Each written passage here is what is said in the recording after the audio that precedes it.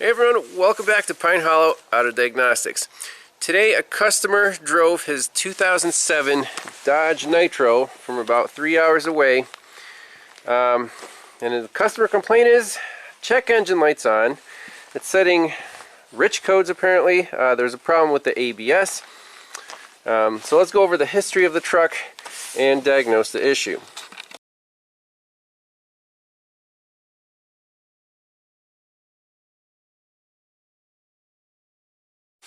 So the owner tells me he bought this thing and it drove fine for about a month, and then you rebuilt the engine, Tony, after that? Okay, so from the head gaskets up, I replaced the intake manifold because one of the runner valves was stuck. You can see it has some junkyard writing on it, 07 Pacifica. So he drove here without too many issues. Once the little red lightning bolt on the dash came on, it went into limp mode. He had to pull off, shut the key off, turn it back on, and made it the rest of the way. So let's get in it, scan it for codes, and see if there is any issues. Alright, so we have a fairly red tree. Let's look in the PCM. Sure enough, we have a P0175, P0172, so it's rich on both banks. Speed control switch 1/2 stuck. That's things for the cruise control. Does your cruise control work, Tony? I never tried. You never tried it? Okay. Implausible right wheel distance received. High airflow / vacuum leak detected, slow accumulation. That's an interesting code right there. So this is a MAP engine. Does not have a mass airflow sensor. So what do we want to do? We want to look at some live data. And for live data, for drivability, just for basic fuel trims, I prefer to go into generic OBD2 mode and look at the data list here. It's just quicker, it's more familiar. You don't have to go through the entire data PID list to pick them out. So let's try that. So we're in OBD2 mode. Let's read the fault codes that are stored here. 1, 2, 3, 4. So current and pending codes. So these are the ones that are setting a check engine light. The other codes are vehicle specific, so we're going to focus just on the rich codes. And looking at live data,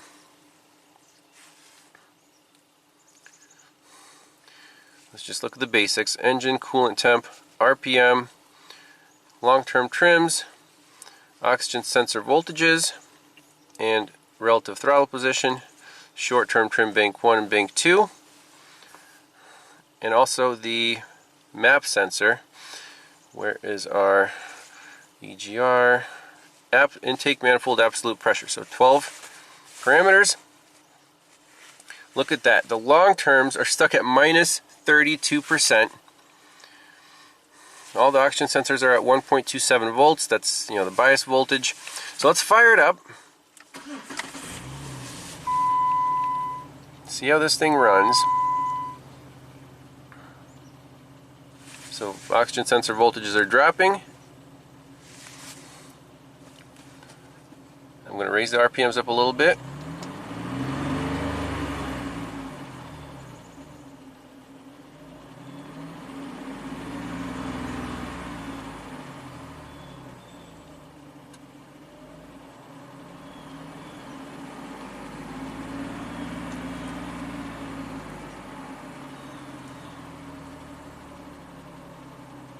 Okay, so short terms are in control.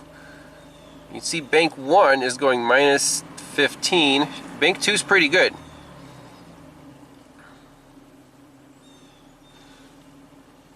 The oxygen sensors are... So I'm going to hold the RPMs up, see if they oscillate.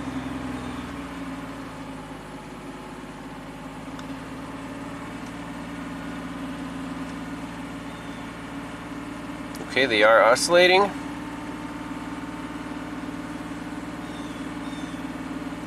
Long-term trims are stuck at 32, but the short terms are pretty close. Bank 1 really not happy, minus 32, about minus 10 average. Bank 2 is minus 31 and around 0. So bank 2 is a little better than bank 1, not much. Okay, I'm going to let it idle. See what all the trims do. So we're rich, rich, rich. We're still rich.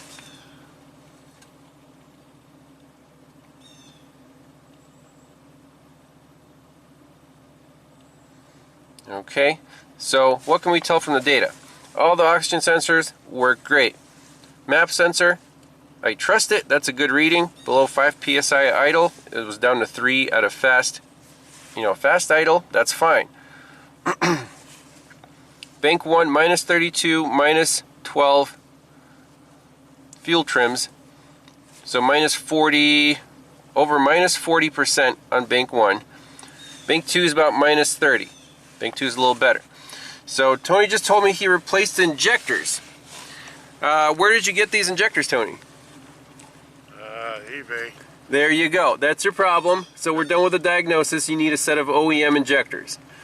Yeah, they're botched. They say they're Oh, of botched. course they say they're botched. I'm sure it's printed right on there. Yep, yep. Now, how much did you pay for them? I forget. A couple $100?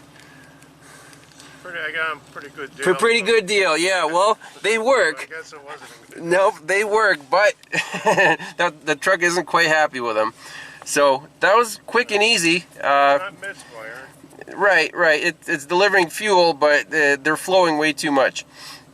So this thing needs an OEM set of injectors. That's step 1. And now let's take a look at the ABS problem.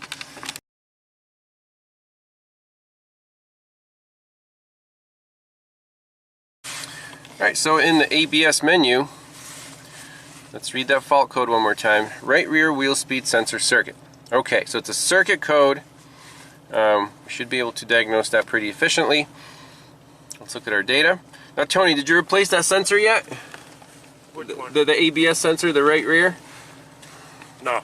Okay, so that's original. Touched it. Never touched it. Okay, so it could be as simple as a bad sensor. Left front, left rear, left front wheel speed, right front wheel speed. Why are there 6 data PIDs? Let's see. They're all miles per hour.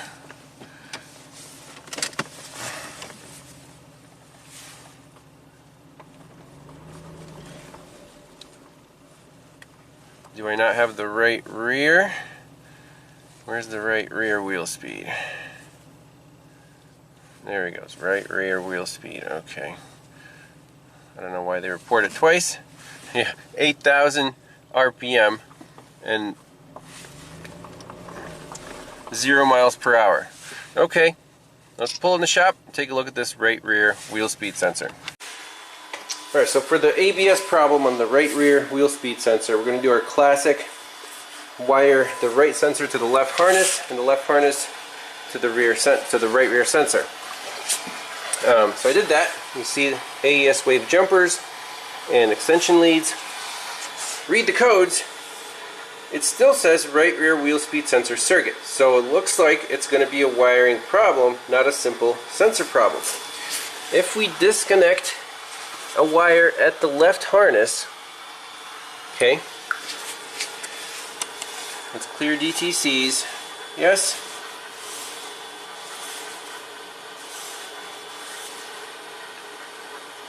And now they're both pending right rear and left rear. And you can hear the fuel pumps running all the time. I don't think that's appropriate. Perhaps the TIPM was rewired and there's an external relay or something. So clear DTCs one more time. Right rear wheel speed sensor circuit pending, so we need to look up a wiring diagram. If we look at live data,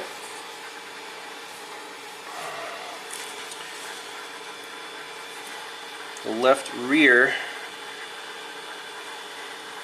rear left, right rear, rear right. You can see right rear is 8,191. If I unplug the left harness from the right sensor, also says 8,191.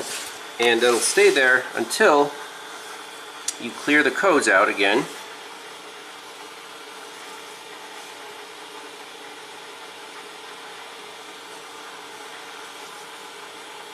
So right rear is the code, and I'm sure if we spin the wheels again,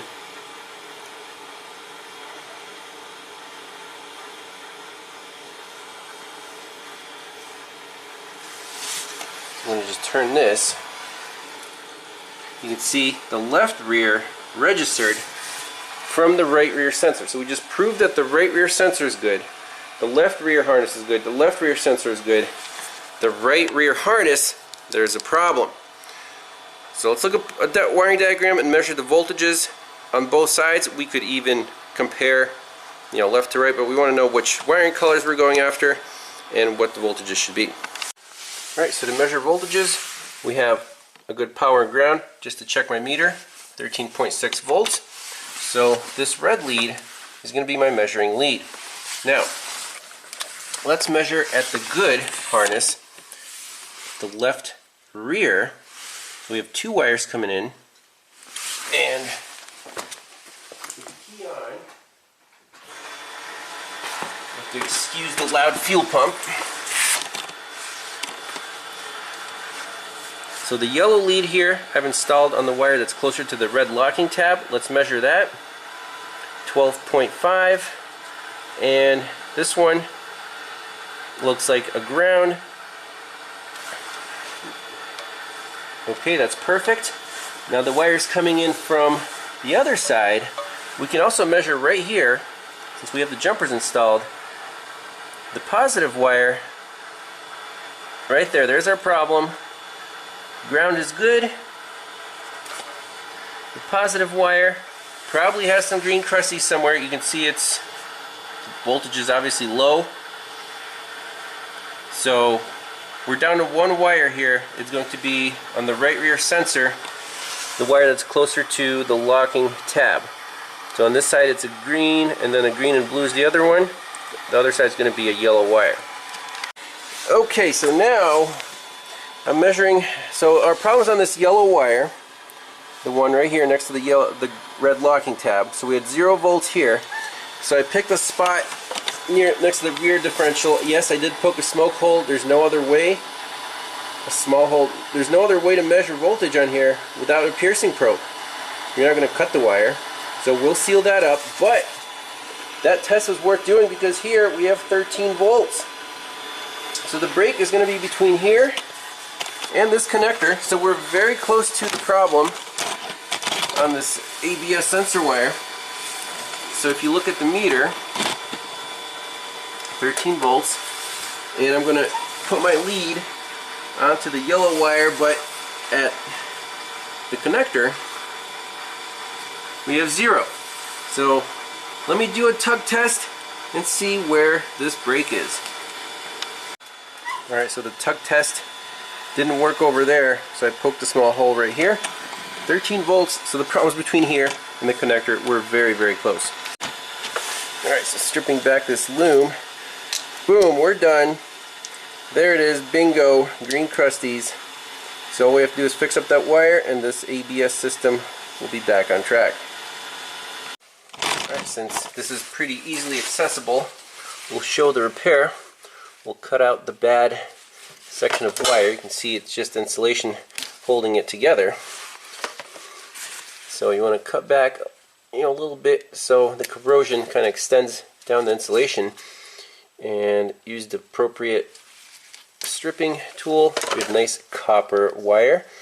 Unlike some new cars that use aluminum wire, you can't even solder that stuff. So snip that off.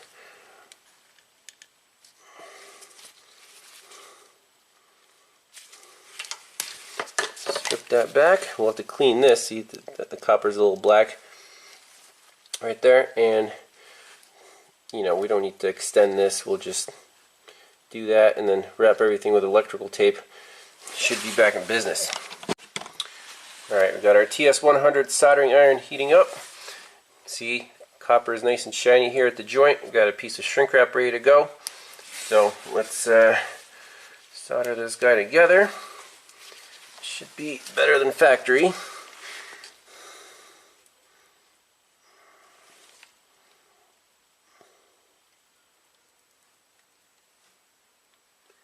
Just put that solder wick right into the joint.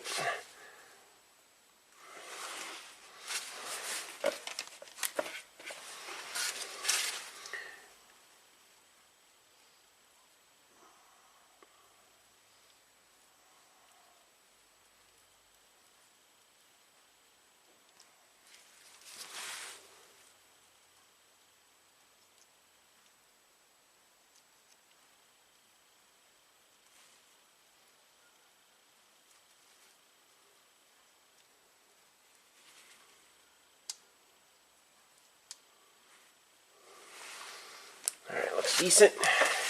Tuck test, solid. Should be good to go. Oh yeah, final step.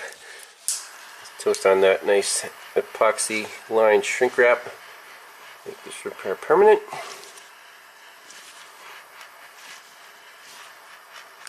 Plug everything in, spin the wheels, make sure our wheel speeds are showing on the scanner.